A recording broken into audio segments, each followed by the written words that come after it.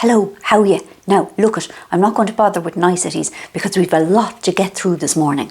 Right, so last week I was very fat and very glum and very worried about all my work. This week, I suppose I am less glum, still quite fat, still very worried about my work. So himself went off for 6 days to, now in fairness, now this wasn't his fault, and it wasn't his fault that I couldn't go because of the fatness. So he went off to the folk festival because it's a family tradition and he goes every year and all of that.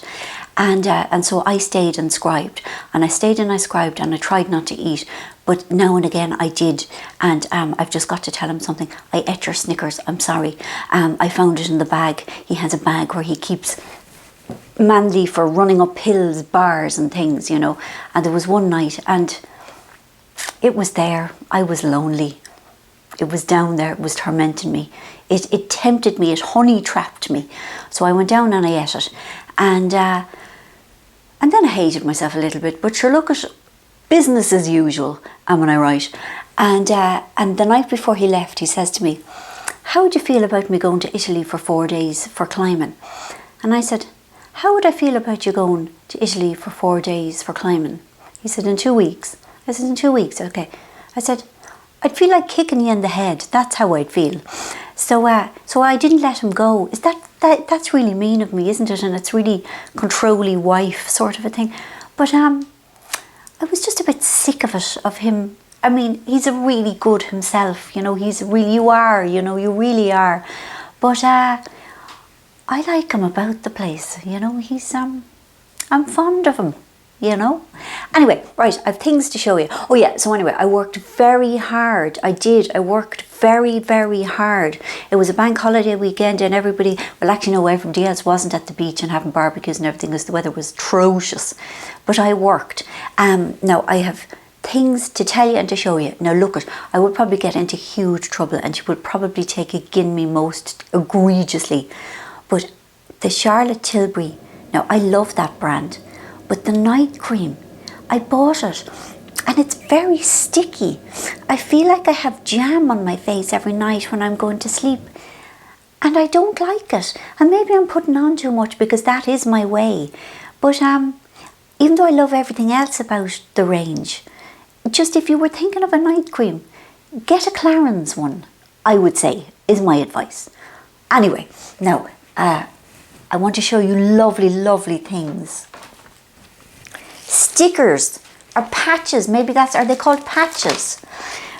You see, right at the moment, you could buy a pair of jeans for £8 million and they would be just like these jeans. See, these jeans from Marks and Spencer's, but they would have these stickers on them, do you see? But I thought, being canny, which is a lifetime first, I can tell you, I'll buy my own patches, do you see? Look at this lovely one. See, isn't that very kind of old-fashioned-y looking? It's a flower. But I like babushkas and I like butterflies. Oh, Jesus, there goes one. So I thought I will iron them onto my own jeans and then I will parade around in them and people say, "Begorra, look at her and her fancy, fabulous, fashionable jeans. She must have £8 million. But then I'll do the Irish thing and saying, "Me? These? Are you mad? No, sure, these, I got these for threepence halfpenny and I found these in a skip. No, not at all, no. So aren't they gorgeous? I love them. So I'll have to iron them on, which, you know, I don't do so well with irons. But there's no way, yeah, he does the ironing. He'll iron it on for me to make up for asking could he go to Italy. I'm really sorry, your life is a feckin' misery, isn't it? It is. But sure, you get what you get. Now, other things. Now, you know the way I don't do the beauty column anymore, so nobody sends me anything. But the people in Chanel obviously have very kind hearts because they sent me a little bag of stuff and I nearly puked with the excitement. And first of all, there is a lovely blusher, and it is a lovely blusher. You see, it's a lovely kind of a natural colour because I am guilty of the sin of over blushing and I go for the kind of the luminous pinks. But this is a nice, calm pink. I'm wearing it now. Do you see? Not hectic, calm. But varnishes. 2 new additions to the museum. Now this is a lovely, lovely, lovely red. It's a nice blue red. I like blue reds, not orange reds. And what's this one called now? This is Rouge Puissant, which I think means powerful. Puissant. But wait till you see this one. This blew me mind, so it did. It's called Rouge Radical, and I can see why. Would you look at? Do you see? It's see-through. It's, what's that word? Would it be a gloss? A glaze? No, I haven't got it on at the minute because these are my gelishes. We'll try a little bit. Hold on. You see, it'll go on see-through. So it's like clear. It's a clear, but it's got colour. Now, it'll be hard to tell. Oh, no, look, you can see. So it's actually, oh, God, look at that. Now, that makes me happy. Isn't that so pretty? It's just beautiful. Now, the book to show you, Bessex Serpent by Sarah Perry. And everybody was raving about it. So I bought it. And I don't even know the words. It's full of words. It's, oh my God, it's like gem after gem after gem. It's like this, the whole book is like this mosaic of beautiful, perfectly chosen words. It's historical. It's set at the end of the 19th century. And it's about this really fabulous woman. And it's about rumours of a sighting of an Essex and a serpent in Essex.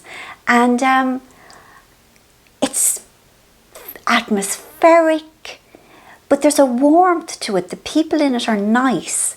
The woman in it has just escaped from an unhappy marriage. The husband has died, and I'm just so happy for her. And so she goes off. She's interested in fossils, so she goes off to Essex, and I'm just really, really, really, really enjoying it.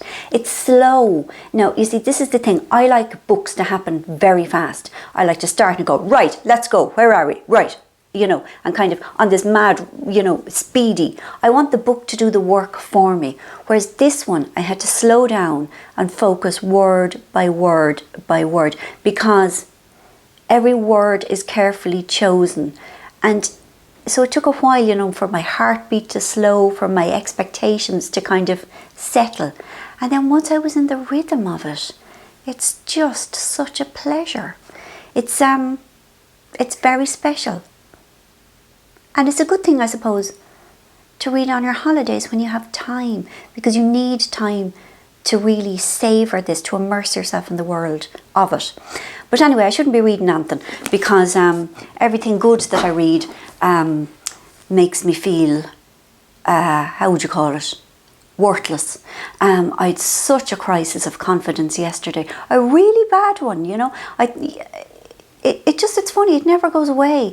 I suppose the self-doubt is good because it makes you try harder. And also, always when I have a crisis of confidence, it sends me back into myself to re-examine the book that I'm working on.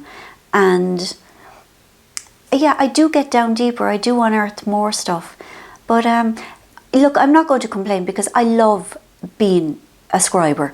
I can't believe that people pay me for it.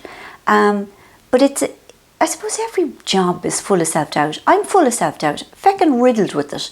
But that's all my news. I hope you're well. How would you call it? I'm here for 3 weeks and then I'm going to Brazil. Hooray! On a book tour. Hooray! But I'll miss the start of the Great British Bake Off. Not hooray. The night that it starts, the 24th, I'll be in the Sao Paulos. Was that a humble brag? I don't mean it to be. It's a simple fact. I'm delighted to be going to Brazil. I'm not delighted to be missing the Great British Bake Off start. But I'll catch up when I'm back. Hooray! You see, it's all good, really. Anyway, I hope you're well. I do. Thank you for all your kindness to me after last week. You're so, so decent to me. I hope you're enjoying August. And I'll be back next Monday. Mwah! Cheers.